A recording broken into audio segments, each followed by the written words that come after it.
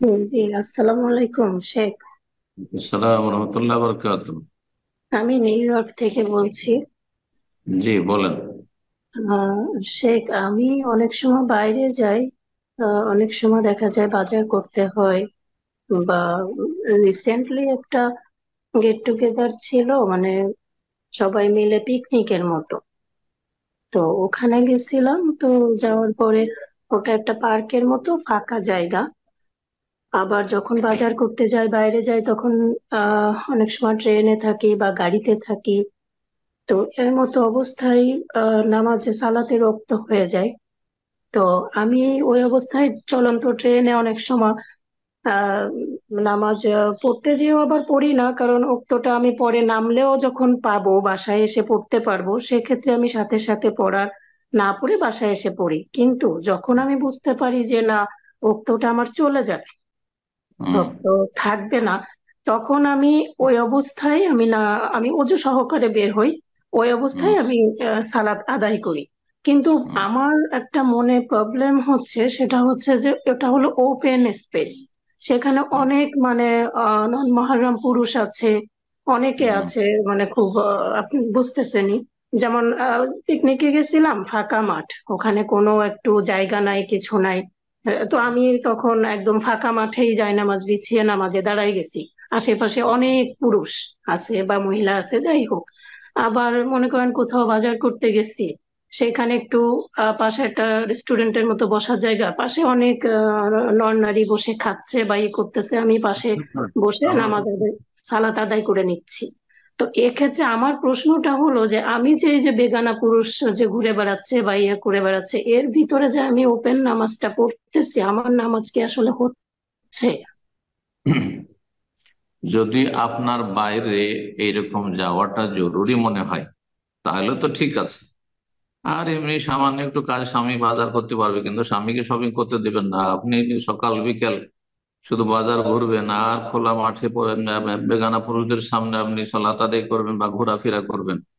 সালাত আদায়ের চাইতে বেশি ফিতনা ঘোরাফেরাতে বেগানা পুরুষদের সামনে। তো বিনা প্রয়োজন আজকাল মহিলাদের যে একটা স্বভাব হয়ে গেছে যে তাকে সব শপিং করতে হবে, আর তার স্বামী হাউস ড্রাইভারের মতো গাড়িতে বসে থাকবে অথবা বাসায় বসে থাকবে। সে বাসার খাদেমের মতো, বাচ্চাদের তুমি দেখাশোনা করো, আমি শপিং করে আসছি। এগুলো আসলে পশ্চিমা সভ্যতা, এগুলো ইসলাম সমর্থন করে না। আল্লাহ বলছেন ওয়াকারনা ফি বুয়ুতিকুন্না, তোমরা তোমাদের বাড়িতে অবস্থান করে। হে মহিলা, বাড়িতে অবস্থান করবে মহিলারা।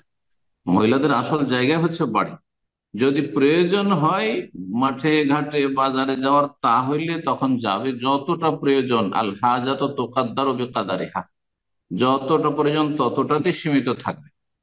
এই নয় যে হ্যাঁ, ঘন্টার পর ঘন্টা বাইরে ঘোরাফেরা করবে। আর প্রতিদিন বা প্রতি সপ্তাহে 5 দিন 6 দিন, একদিন পরে একদিন পার্কে যেতে হবে, না না না, কোনো প্রয়োজন নেই। মাঝে মাঝে গেলে হলে একটু ফ্রেশনেসের জন্য। তো যাই হোক, এক কথায় আবার সংক্ষেপে বলছি যে উত্তম হচ্ছে মহিলাদের জন্য যত পর্দার মধ্যে সালাত আদায় করবে বেগানা পুরুষ থেকে। আর এই পর্দার ভিতরে যত উত্তম সালাত আদায় করবে, তত বেশি উত্তম হবে। নবী সাল্লাল্লাহু আলাইহি ওয়াসাল্লাম বলেছেন, একজন মহিলা যদি উঠানে সালাত আদায় করে তার চাইতে উত্তম হচ্ছে বারান্দায়, বারান্দার চাইতে বেশি ঘরের ভিতরে যদি সালাত আদায়, সেটি বেশি উত্তম। মসজিদের চাইতে তার বাড়ি উত্তম, এটা উত্তম। কিন্তু বাইরে যদি সালাত আদায় করে, বেগানা পুরুষ রয়েছে হাজার হাজার, তাতে নামাজ হয়ে যাবে, সালাত হয়ে যাবে, কোনো অসুবিধা নেই। গাড়ির ক্ষেত্রে বললেন, যদি গাড়ি আপনার আয়ত্তের বাইরে হয়, ট্রেনে, তাহলে তো আপনার ইচ্ছা মতো আমার ইচ্ছা মতো থামবে না। সময় চলে যাচ্ছে, তাহলে সেই অবস্থাতে পড়ে নিতে হবে। কেবল আমি কি হতে পারে না, না পারেন, যতটুকু পারবেন অতটুকুতে আপনি সালাত আদায় করেন, ফরজ। দাঁড়িয়ে পারেন দাঁড়িয়ে, বসে পারেন বসে, যেভাবে পারবেন আপনি। রুকু সিজদা পুরোপুরি করতে পারেন, না হয় আংশিক করেন, হ্যাঁ মাথা ঝুঁকিয়ে করেন, কোনো অসুবিধা নেই, হয়ে যাবে।